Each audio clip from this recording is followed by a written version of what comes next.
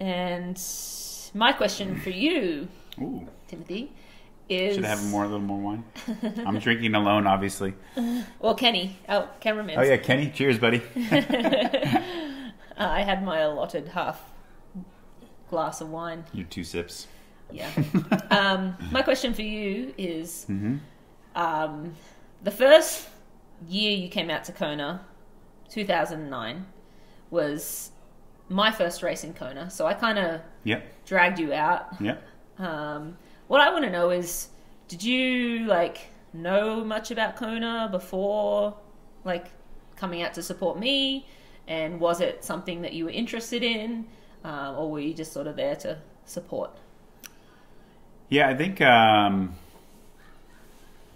didn't, honestly, in my ITU days, I wasn't a fan. I'm not going to say I wasn't a fan. I wasn't a historian of the sport. I didn't really know a lot about it. Probably 2008, I started to get really interested in long course racing and learning more and racing more, obviously. And I knew I was designed for longer races. I knew I was a diesel. And but honestly, I remember in college training, and then I remember when I was doing short course ITU, Ironman sounds horrible. I'm never going to do that. And then I started to fall in love with the sport more, and I decided I wanted to make it a career too. And when I decided I wanted to make it a career,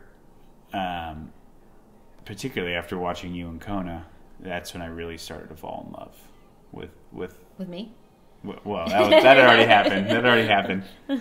But I remember 2009. It was, we were not really dating. We were dating, but we weren't super I know your whole team, Shannon and everybody in Siri was keep the boy away.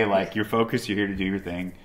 And I was riding for Fuji at the time, so I stayed up at the Fuji house, way up on the hill, and I just, we stayed together after the race, but you were doing your thing, and I just tried to stay away until after the race. But I was so motivated watching you that I know I think it was I don't know if it was Saturday or Sunday, but I was at what's the gym off of Palani? It's not Big Island Gym. It's the other one, but the club. The club, right? Yeah. It's right on the hill in Palani, and I was on a treadmill just ripping out an interval because I was getting ready for the ITU long distance world champs in Perth, which is 2 weeks later. 2 weeks later. So, and I didn't know this at the time, but Mark Allen had actually walked by and saw me, and he's like, who's this guy? He saw something the way I was looking. He's like, I think this guy can win Kona. Still work in progress, but that's some foreshadowing to my years with Mark. And then I took that energy and all the that positivity from watching you, and went and had a good race in Perth.